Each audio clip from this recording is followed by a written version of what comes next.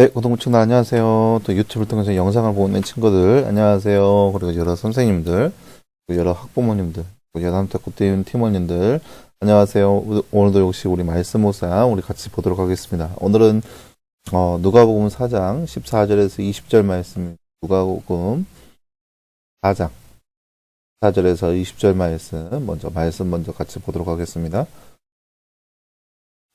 예수께서 성령의 능력을 입고 갈릴리로 돌아가시니 그분에 대한 소문이 온 주변 지역에 두루 퍼졌다.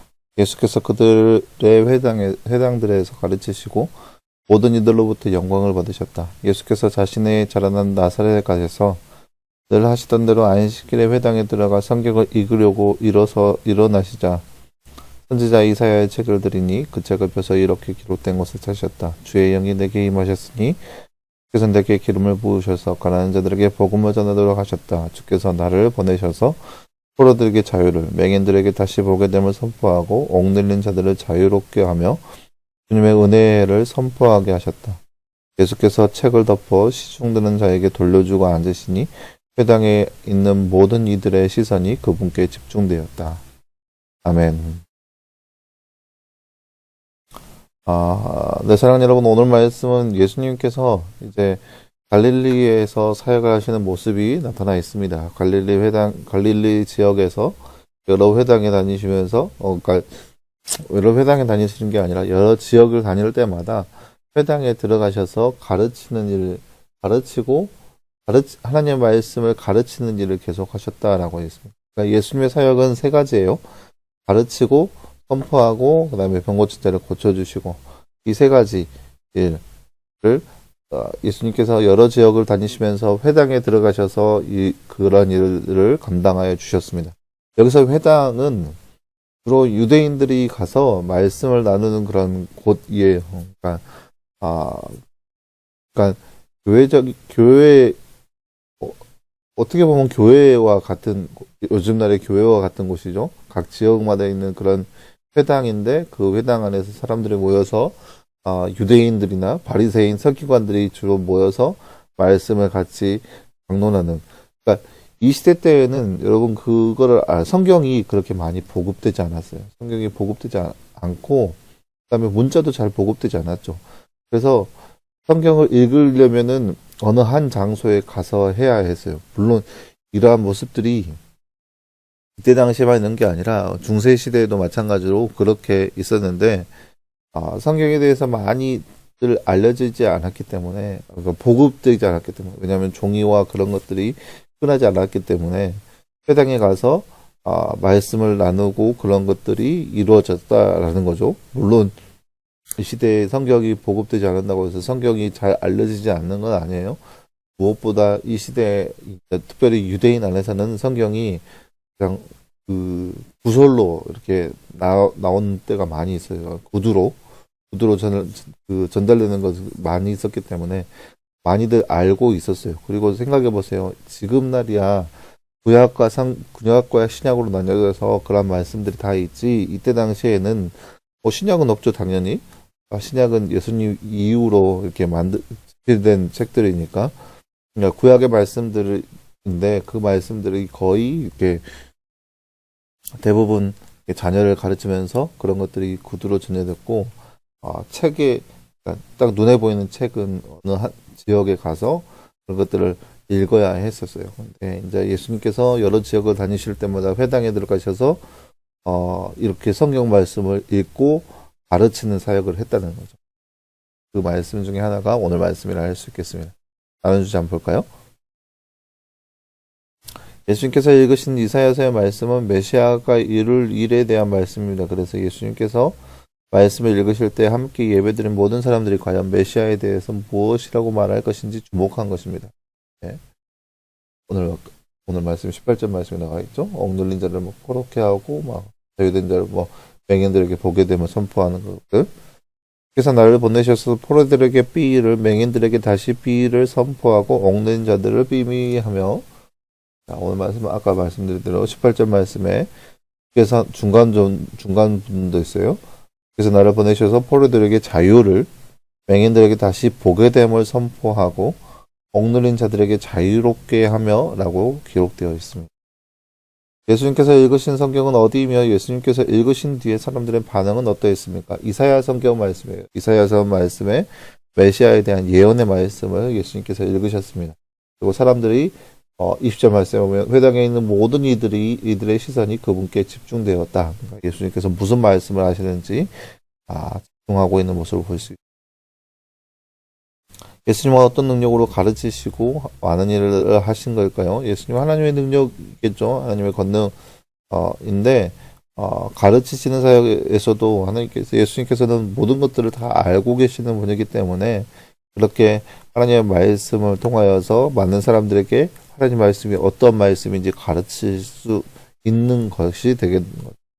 그러니까 그 구약의 말씀들, 특별히 이사야 선지자나 이사야나 에레미야나 뭐 에스겔 선지자나 그 안에 아직 그때 당시에는 풀리지 않는 그런 어려움들이 있었을 거예요. 예를 들어서 메시아가 오셔서 이사야 53장에 보면은 그가 찔림은 우리의 나음을 입으시며 그러니까 메시아 사역들에 대해서 잘 기록되어 있는데 그들은 아직 임하지 않은 메시아의 사역에 대해서 궁금했다는 거죠. 도대체 메시아가 누구이고 그가 어떻게 사역할지 그들은 궁금해했다는 거죠. 근데 예수님께서 그들 가운데 그 메시아의 사역에 대해서 알려주시는 거예요.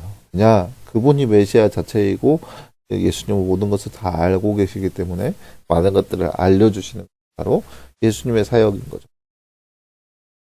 네, 사랑하는 여러분, 오늘 말씀에서 우리는 예수님의 사역에 대해서 함께 살펴보았습니다. 우리가 기억해야 할 것은 그거예요. 예수님께서 여러 지역을 돌아다니면서 회당에서 말씀 가르치는 사역을 했다는 거예요. 그 말은 무슨 뜻이냐? 예수님의 사역에서 말씀은 떼어놓을 수 없는 것. 그것이 바로 예수님의 사역이에요. 특별히 물론 그들의 마음을 시원케 하는 것은 뭐냐면 아직 성취되지 않는 그런 말씀들을 놓고 예수님께서는 모든 것을 알고 계시기 때문에 아직 성취되지 않은 말씀에 대해서 강론을 해 주신다는 거예요. 근데 그것을 끝나는 것이 아니에요. 만약에 그것만 놓고 예수님께서 말씀을 강론을 하셨다면 많은 사람들이 그거를 놓고 분명히 아마 80% 이상이 이단이라고 생각했을 거예요. 왜냐면은 풀리지 않는 것들에 그들에 대해서 궁금증을 가지고 있었는데 그것만 놓고 자신이 메시아라고 얘기하니까 요즘 날의 이단들처럼 내가 메시아다 이렇게 얘기하고 있는 모습하고 비슷하겠죠.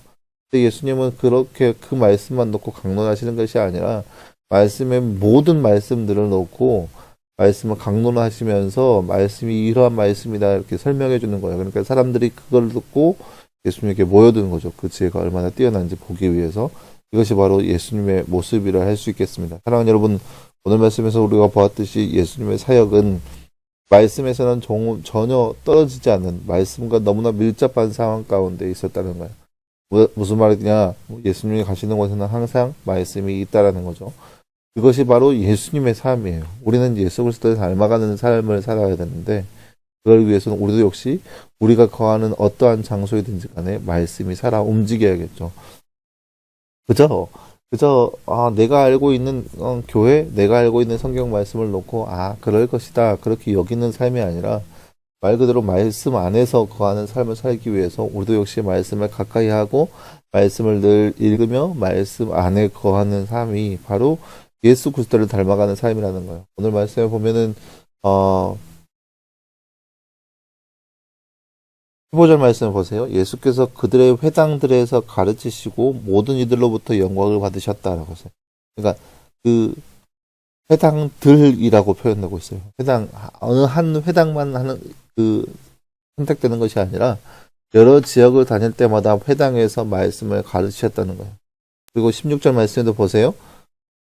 늘 하시던 대로 안식일에 회당에 들어가서 성경을 읽으려고 일어나시자라고 했어요. 늘 하시던 대로. 그러니까 습관을 따라서 그렇게 예수님께서는 말씀을 늘 가까이 하셨다는 거죠. 특별히 안식일에 회당에 들어가서 말씀을 읽으려고 하셨다는 거예요. 이것이 늘 하시던 대로 예수님께서 그렇게 하셨다는 거예요. 그렇게 말씀과 가까이 사는 모습이 예수님의 삶의 모습이었다라고 볼 수 있겠죠.